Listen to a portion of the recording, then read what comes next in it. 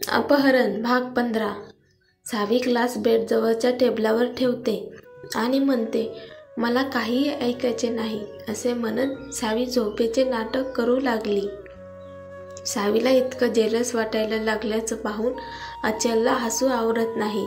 अचल सावीला उठवतो आणि म्हणतो, माफ कर यार, मला गर्लफ्रेंड नाही आणि मी कियाराला विचारून केलं आहे. सावी म्हणते, खरं बोलतोय ना?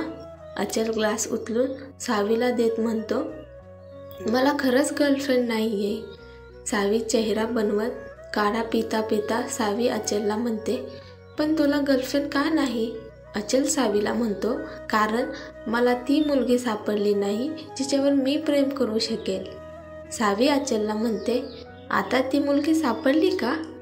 अचल सावीकडे पाहतो आणि म्हणतो की हो, कदाचित सापडली.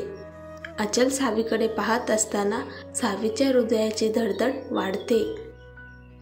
सावी अचलला म्हणते, ठीक आहे, आता तू जा. सावी स्वतःला ब्लँकेटने झाकते जेणेकरून ती अचलपासून तिचा लाजलेला चेहरा लपवू शकेल.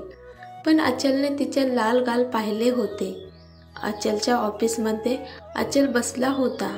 त्याच्यासमोर ऑफिसच्या टेबलावर अनेक फाईल्स ठेवल्या होत्या, पण अचलचं आज कामात लक्ष नव्हतं.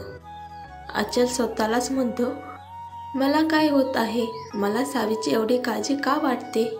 ही कसली फिलिंग आहे? अचल विचार करत होता. तेवढ्यात कोणाचा तरी आवाज येतो. याला म्हणतात प्रेम माझ्या भावा. अचलने आवाज ऐकल्यावर तो मागे वळला आणि कियारा त्याच्याकडे पाहून हसताना दिसली.